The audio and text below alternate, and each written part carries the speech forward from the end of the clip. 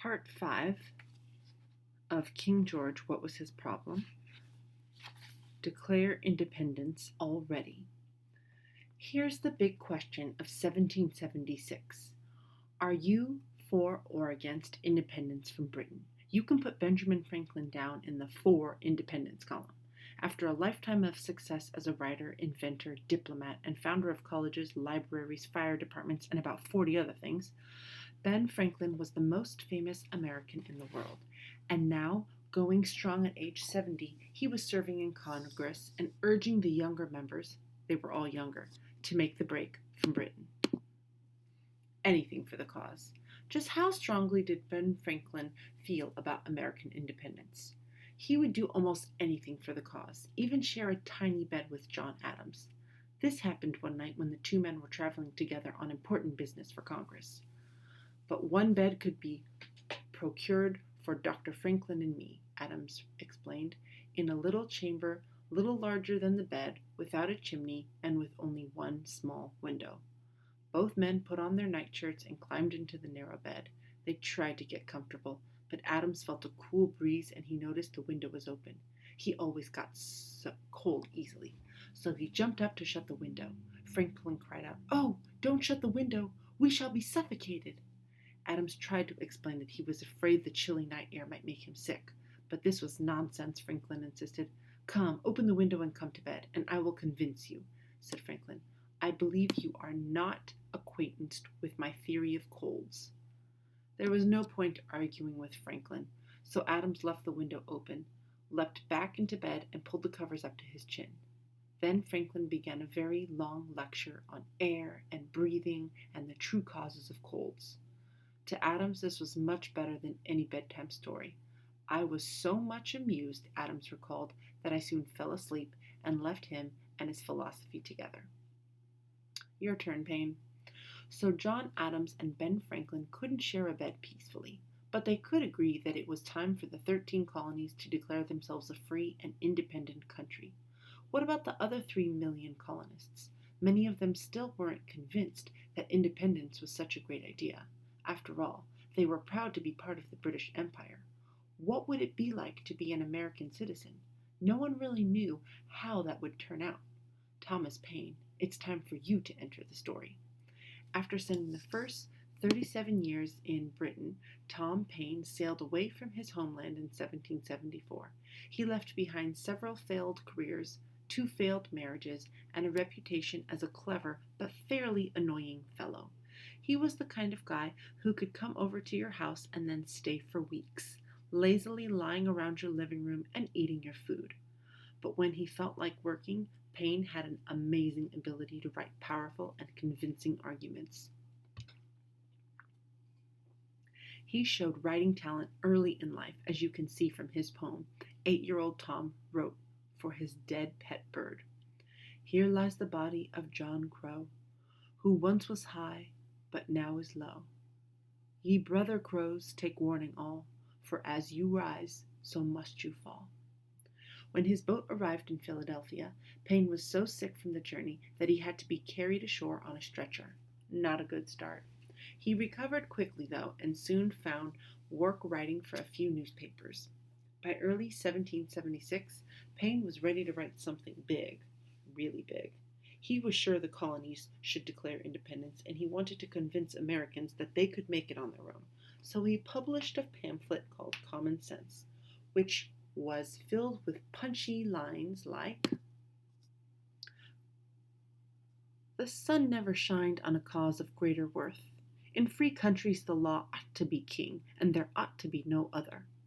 Everything that is right or reasonable pleads for separation. A government of our own is our natural right." Common Sense was a wild success. I believe the number of copies printed and sold in America was not short of 150,000, reported Paine with pride. George Washington soon noticed that Paine's writing was winning many Americans over to the side of independence. "I found Common Sense is working a powerful change in the minds of many men," he said. After years of failure, Paine finally could have made some money. Instead, he donated his Common Sense profits to the Continental Army. He asked that the money be used to buy mittens for the soldiers. I did this to do honor to the cause, Paine said. Abigail's advice. Now it was March 1776, and Abigail Adams was still waiting for a Declaration of Independence. She and the Adamsons' 5 children were lying at the family house near Boston. Abigail wrote frequently to John in Philadelphia, keeping him up to date on their family and friends. The little folks are very sick and puke every morning, she wrote in one letter, but after that they are comfortable. John wrote back with all the latest news from Congress, but his letters were always too short for Abigail. She wanted more information. You just complain of my short letters, John admitted. He said he was too busy to write more. Abigail must have accepted this excuse because she kept writing long letters to John. She knew that when the colonies declared independence, the new country would need a new government, and in a letter that later became famous, Abigail offered John some advice on what this government should be like. And by the way, in the new code of laws, which I suppose it will be necessary for you to make, I desire you would remember the ladies, and be more generous and favorable to them than your ancestors. Why should John remember the ladies? Well, you probably know that women had few rights in those days. They couldn't vote, run for elected office, or attend college, and married women had to give up control of all their property to their husbands. Suppose a woman owned a farm, for example. Once she was married, her husband could sell the farm without her permission. Abigail was ready for some changes. She even warned John that women might start a revolution of their own. If particular care and attention is not paid to the ladies, we are determined to foment a rebellion, and will not hold ourselves bound by any laws in which we have no voice or representation. It means to spark. Ooh.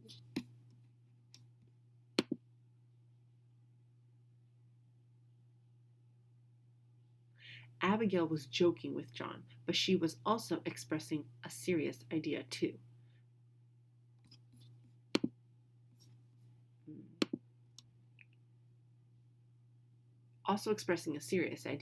Too bad John wasn't quite ready for Abigail's ideas. As to your extraordinary code of law, I cannot but laugh, he wrote to her.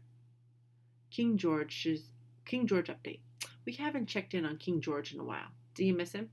As you might expect, the king was not waiting around to hear any declarations of independence. In a speech to Parliament, George declared the American colonies to be in an official state of rebellion. The king called patriot leaders wicked and desperate persons, and vowed to bring the traitors to justice. To help get this done quickly, Britain needed more soldiers, so King George rented some from Germany. You can do that when you're a king. It worked like this. George paid German princes a lot of money, and the princes sent German soldiers to fight for Britain. And the princes actually got extra cash for every German soldier that was killed. You can do that when you're a prince. In the spring of 1776, Americans started reading the shocking news. Boats full of German soldiers were on their way west across the Atlantic Ocean. How could King George do this, colonists wondered? How could he send foreign troops here to kill us? King George had been hoping to stop the revolution. Instead, he actually made more Americans think it was time to declare independence. And Congress needed the shove. Let's let a member of Congress named John Hughes sum up the mood in Philadelphia. Some among us urge strongly for independence. Others wish to wait a little longer.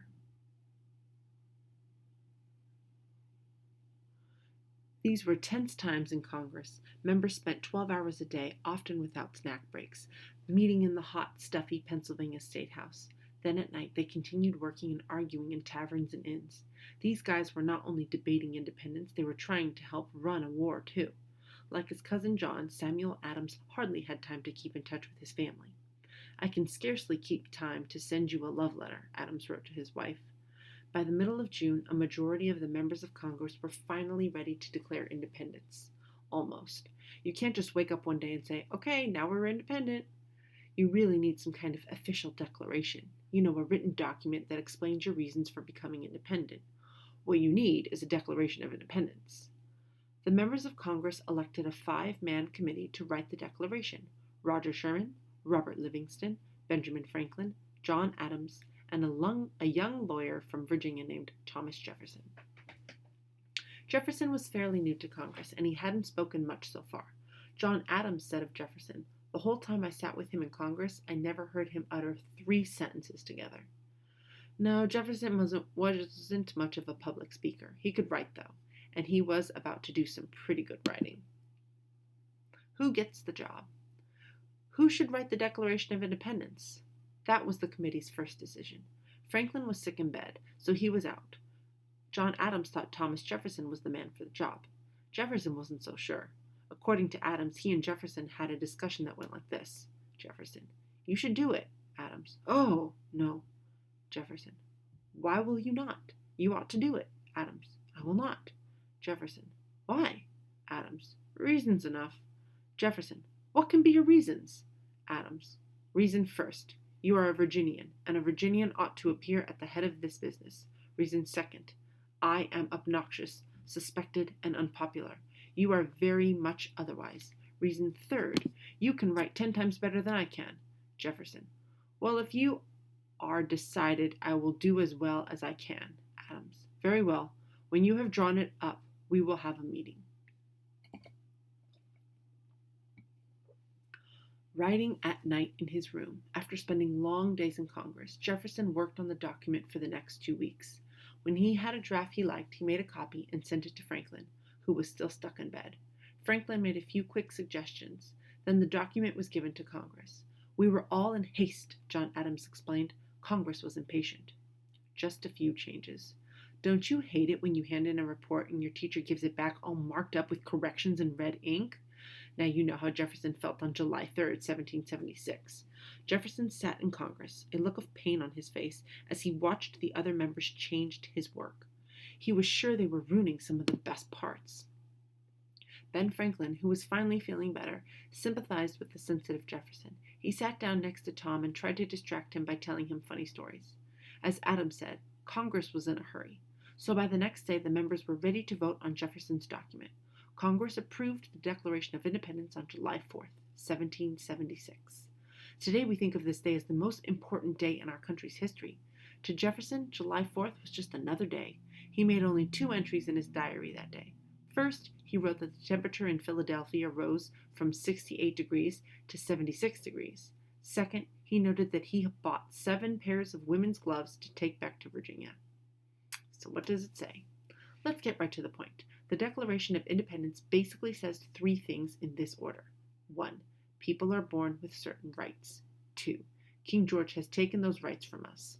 3. So we're forming our own country. Of course, Jefferson's words are a little better. Okay, a lot better.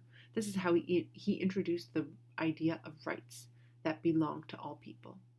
"We hold these truths to be self-evident, that all men are created equal, that they are endowed by their Creator with certain unalienable rights, that among these are life, liberty, and the pursuit of happiness."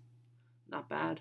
Then Jefferson went on to say some nasty things about King George. The history of the present King of Britain is a history of repeated injuries, all having in direct object the establishment of an absolute tyranny over these states.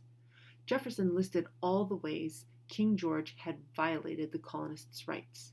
It was a very long list. We don't have room for it here. Then he came to the part everyone was waiting for. "We, therefore, the representatives of the United States of America, declare that these united colonies are, and of right ought to be, free and independent states. And that's how you declare independence in style. Sign here, if you dare." The Declaration of Independence was read in the streets and printed in newspapers. Pretty soon the whole country, we can call it a country now, was talking about it. Abigail Adams wrote to John saying she looked forward to the future happiness and glory of our country. She said she was very proud that her husband had been such a big part of founding a new nation. John Adams was also proud, but he told Abigail that some of the other members of Congress were not too eager to sign their names to the Declaration of Independence. That's because anyone who signed it would be considered a traitor to Britain, and the punishment for traitors was well known: death by hanging. This frightening fact was on everyone's mind when members gathered to sign the Declaration. John Hancock signed first, then had this exchange with Ben Franklin. John Hancock: "There must be no pulling different ways. We must all hang together." Ben Franklin: "Yes, we must indeed all hang together, or most assuredly we shall all hang separately." With this very real danger in mind, a tall, heavy member of Congress named Benjamin Harrison turned to a skinny member named Elbridge Gerry and said, "When the hanging scene comes to be exhibited, I shall have the advantage over you on account of my size, and will be over with me in a moment, but you will be kicking in the air half an hour before I am gone." That was kind of a sick joke, but it captured the nervous mood in Congress. There was no turning back now. Bad news in Britain. Copies of the Declaration of Independence were sent across the ocean to Britain. As far as we know, King George pretended it didn't exist, but lots of other British people did read the Declaration. Some were not very impressed. Their major complaint was this: many members of Congress were slave owners. How could slave owners declare that all men are created equal? How could people who own slaves say that all men have the right to life, liberty, and the pursuit of happiness? Or, as a famous English writer named Samuel Johnson put it, how is it that loudest yelps for liberty come from the drivers of slaves? You've got a point, Johnson. If you visited the homes of George Washington, Thomas Jefferson, Patrick Henry, and many other patriot leaders, you would have seen enslaved African Americans. Did these guys believe in freedom, or didn't they? Patrick Henry wrestled with this question in a letter to a friend, saying, "Would anyone believe I am a master of slaves of my own purchase? I will not. I cannot justify it."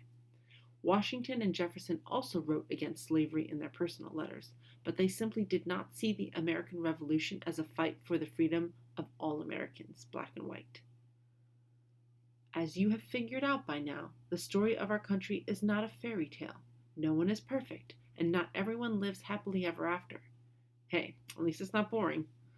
Remember that statue?